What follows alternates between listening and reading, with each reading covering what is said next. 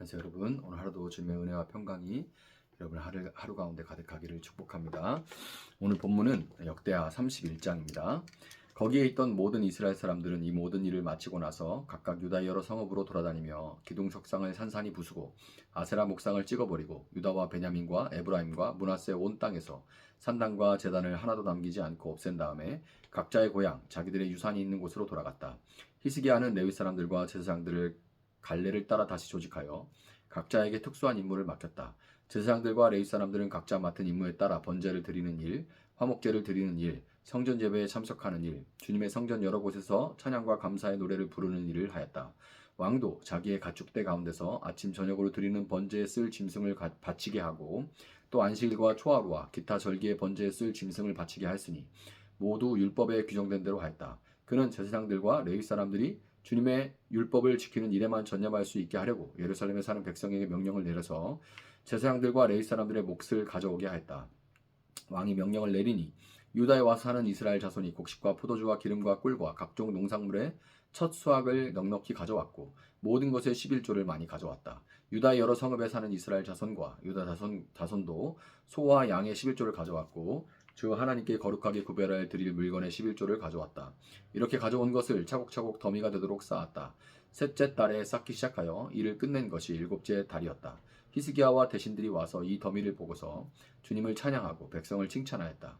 히스기야 왕이 제사장들과 레위 사람들에게 예물 더미에 대하여 묻자 사독의 자손인 아사랴 대제사장이 왕에게 대답하였다. 백성이 주님의 성전에 예물을 드리기 시작하면서부터 우리는 먹을 것을 넉넉하게 공급받았을 뿐 아니라 남은 것이 이렇게 많습니다. 남은 것이 이렇게 많이 쌓인 것은 주님께서 그의 백성에게 복을 베푸신 까닭인 줄로 압니다.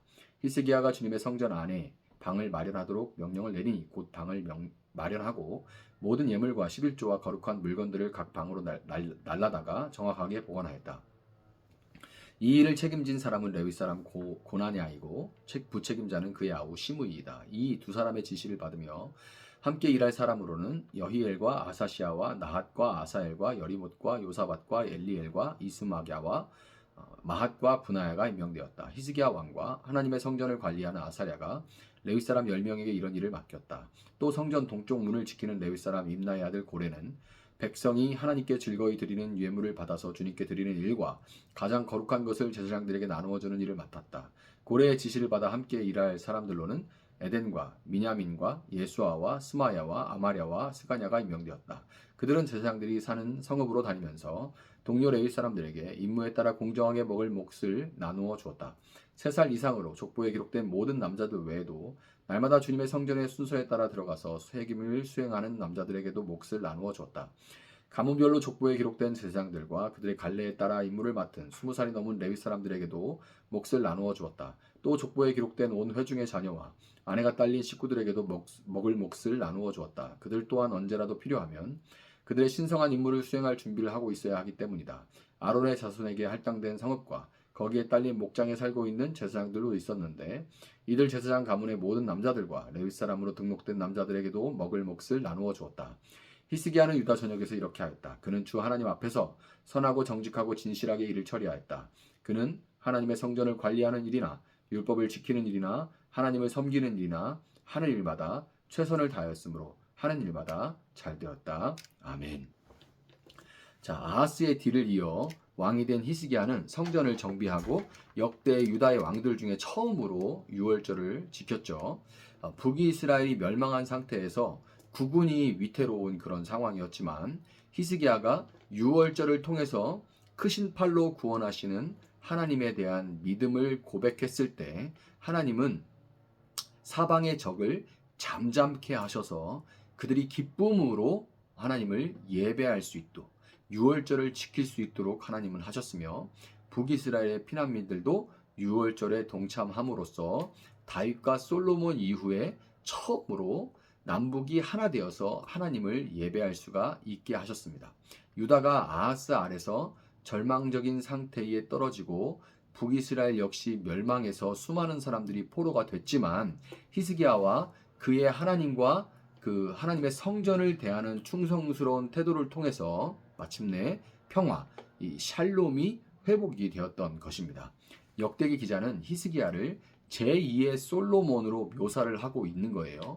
제2의 솔로몬으로서 이 히스기야를 묘사해서 포로 귀한 공동체에게 하나님의 집을 향해서 열심을 내고 예배에 충성하는 것만이 진정한 회복에 이르는 길이다라는 것을 강조하고 싶었던 거죠. 그런데 오늘 본문은 6월절이 끝난 후에 모였던 사람들이 각자의 고향으로 돌아가는 길에 온 땅에서 산당과 제단을 남김없이 없앴다는 설명을 하면서 그것에 이어서 히스기야가 실시한 제사장들과 레위인들을 위한 개혁을 소개를 하고 있습니다. 꽤 길게 지금 소개를 하고 있죠.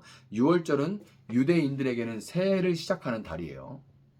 이제 6월절로부터 새해가 이제 우리의 거의 설날과 같은 개념인데요. 그러니까 역대기 기자는 본문의 배치를 통해서 구원하시는 하나님을 향한 믿음과 그분을 향한 예배를 삶의 가장 우선순위에 둬야만 우리 삶에 드리워진 모든 결박이 풀어지고 새로운 해, 이 회복의 길로 나아갈 수 있다는 것을 말하면서 동시에 그러한 삶의 시작과 지속에 있어서 제사장들과 레위인들을 위한 그 개혁이 중요하다는 것을 역설하고 있는 겁니다. 제사장과 레위인은 제사의 중재자들이죠. 제사의 중재자들로서 예수님, 하나님과 인간 사이에 선 존재들이에요. 이 중재자들로서 예수님이 오신 이후로는 모든 믿는 사람들이 예수님을 통해서 하나님 앞에 나아갈 수 있는, 더 이상 인간 제사장이 필요가 없죠.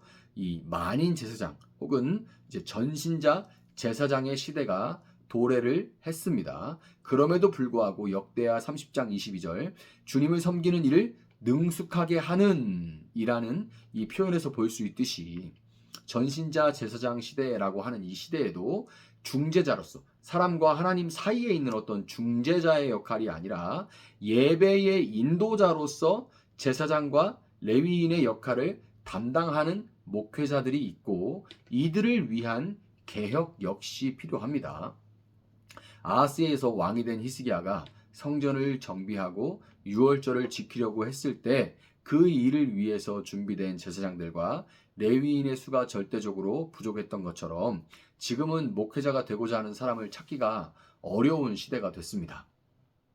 제가 신대원에 입학할 때만 해도 2007년이었는데 그때만 해도 이제 신학대학원의 경쟁률이 5대1이 좀 넘었어요. 그 전에는 뭐 더 했을 때도 있었겠죠.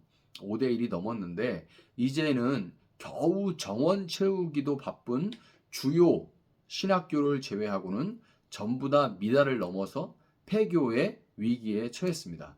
많은 이런저런 이제 원인들이 있죠. 그 신학교들의 자체적인 문제도 있고요, 분명히. 그렇지만 가장 큰 이유는 한마디로 먹고 살 수 없기 때문입니다. 목회자를 해서는 먹고 살 수가 없기 때문에 한마디로 먹고 살기 어렵고 어려울 것이기 때문에 너무 이제 어려울 것이 눈에 보이기 때문에 이제 사람들 지원하는 사람들이 없는 거예요. 목회자가 되고자 하는 사람들이. 3절은 히스기야가 제사를 드릴 때 필요한 것을 위해 자신의 재산 중 일부를 드렸다 이렇게 기록을 하고 있는데요. 제사를 드릴 때처럼 예배를 드릴 때도 많은 비용이 발생합니다. 뭐 어떤 공간이든지 일단 공간이 있으면 전기, 수도 그리고 뭐 이런 것들부터 해가지고 뭐 좀 망가지면 고쳐야 되는 것들 수리비 또 뭐 성찬식에 필요한 것들 또 예배 후에 나누는 어떤 다과나 애찬 이런 비용 등등 뭐 정말 많죠. 자신이 속한 어떤 다양한 모임들은 운영을 위한 회비 지불, 뭐 동창회도 있고 개도 있고 무슨 운동 클럽도 있고 무슨 취미 클럽도 있고 다양한 클럽도 있고 그 모든 클럽들이 대부분 다 회비 지불을 요구합니다. 다 얼마씩은 많지 않아도 얼마씩은 다 지불을 하게 하죠. 제가 속해 있는 몇몇 운동 뭐 이런 곳들도 마찬가지예요. 뭐 많진 않아도 조금씩은 다 냅니다. 그러니까 그리고 그것을 뭐 왜 걷어요 이러는 사람도 없죠. 당연하게 생각합니다. 회비를 당연하게 여기면서도 예배를 위해 발생하는 비용에 대해서는 예배는 마음의 중심을 드리는 것이다 라는 미명하에 전혀 신경을 쓰지 않는 사람들이 의외로 참 많습니다. 그런 사람들은 너의 보물이 있는 곳에 너의 마음도 있을 것이다 라는 말씀을 기억해야만 합니다. 한편 4절에서 히스기야는 백성에게 명해서 제사장과 레위인들을 위한 11조를 가져오게 하죠.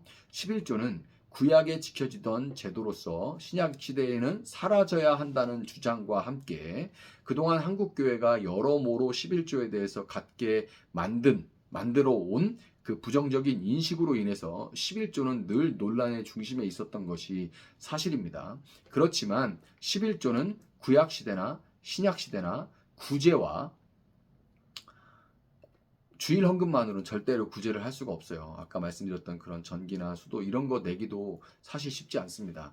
11조는 구약이나 신약 시대나 구제하고 섬기고 하는 일들 그리고 목회자의 생활을 위한 정기적인 수입이 되는 것이 사실이에요. 4절은 히스기야가 백성들로 11조를 드리게 한 이유를 제사장들과 레위 사람들이 주님의 율법을 지키는 일에만 전념할 수 있게 하려고 라고 이렇게 기록을 하고 있습니다. 저도 이제 생활을 위해서 일을 하고 있습니다. 목회만이 아니라 일을 하고 있어요. 그런데 사실 설교를 포함한 더 양질의 사역을 위해 할 수만 있다면 목회에 전념하는 것이 좋다고 생각을 합니다. 저는 그래서 이제 일을 아주 조금씩 하루에 할 수 있는 그런 일들을 알바식으로 하고 있어요. 그런데 이제 부양 가족이나 이런 분들을 위해서 그런 것 때문에 막 거의 전적으로 일을 하는 분들 같은 경우에는 목회에 그만큼 집중하기가 점점 어려워지는 것이 현실이죠. 저는 이제 플랫폼 노동자라고 하는데 그런데도 이제 그 몇 시간을 쓰는 것 때문에 시간을 조율을 하고 이렇게 해야 되는 그런 일들이 있어요. 자, 저 이제 목회자가 일을 해야 교인들 고생하는 것도 알고 이제 설교하는데도 뜬구름 잡은 소리 하지 않는다. 그런 말에 저도 일부 동의를 합니다. 일을 해보면 그렇게 함부로 쉽게 월급에서 헌금을 하고 뭐 이런 것들 이렇게 어려운데 헌금하고 하는 것들을 결코 이렇게 가볍게 여길 수 없다. 그런 말 다 동의합니다. 그런데 사실 뭐 이제 일을 해봐야 뜬구름 잡은 소리 안 하고 일을 해봐야 교인들 고생하는 거 알고 뭐 이런 말들 일부 동의하지만 어떤 일이나 자기 분야 어떤 일이든지 자기 분야가 아니면 100% 알 수 있는 사람은 없어요. 그러니까 목회자라서 모르는 것도 있지만 그러나 어떤 분야든지 지금은 다 구획이 나눠져 있고 뭐 이제 전문 분야들이기 때문에 내가 그 옆자리에서 같이 일하는 사람 정도가 되지 않으면 같은 회사 안에서도 다른 부서면 그 하는 일들을 이해하거나 공감하거나 그 부서의 문화를 이제 공감할 수가 없습니다. 달라요. 그래서 뭐 얘기 듣다 보면 공감이 안 되는 서로 같은 비슷한 일을 하는 사람들끼리 심지어 다른 일이면 더 말할 것도 없죠. 이런 현실이죠. 그래서 제가 이제 시간이 지나면서 느끼는 것은 전에는 제가 그래서 내가 이렇게 일을 못해서 뜬구름 잠수를 하면 어떡하지 이런 고민들이 참 많았는데 시간이 지나고 목회가 이제 연수가 가면서 제가 느끼는 것은 성도들이 진짜 바라는 것은 목사님 나가서 노동판에서 막 고생해라 이런 것이 아니라는 걸 제가 이제 알게 되고 뭘 진짜 원하냐면 일 자체보다 진정 겸손하게 낮은 마음으로 공감하는 마음을 갖고 있는가. 진짜 성도들에게 감사하는 마음과 공감하는 마음을 그들의 삶에 공감하는 그들을 불쌍히 여기고 공감하는 마음을 갖고 있는가. 공감하고 정말 들으려고 하면 그 이야기를 통해서 공감되는 부분이 분명히 있게 되거든요. 그리고 함부로 말을 할 수도 없게 되는 부분이 참 많고요. 그런 문제라는 것을 알게 되는 거죠. 성경은 여러분 11조를 통해서 예루살렘의 모든 제사장들과 레위인들이 양식을 취하고 자녀들을 기를 수 있었다 이렇게 기록을 합니다. 정해진 바는 없습니다. 사례에 정해진 바는 없어요. 예전에는 뭐 이제 학교 교장 선생님 혹은 교감 선생님 이런 거에 맞추는 그런 한국교회 전통 이런 것도 있었는데 그 정해진 바는 없습니다. 정해진 바는 없겠지만 목회자가 최소한의 품위를 유지하고 자녀들을 돌볼 수 있을 정도의 물론 이렇게 얘기해도 또 막 일부 목회자들이 막 다 막 어디로 유학 보내고 하는 것들 때문에 또 반감이 금방 올라올 수도 있겠지만 그러나 자녀들을 돌볼 수 있을 정도의 수입이 있어야 목회에 집중할 수가 있겠죠.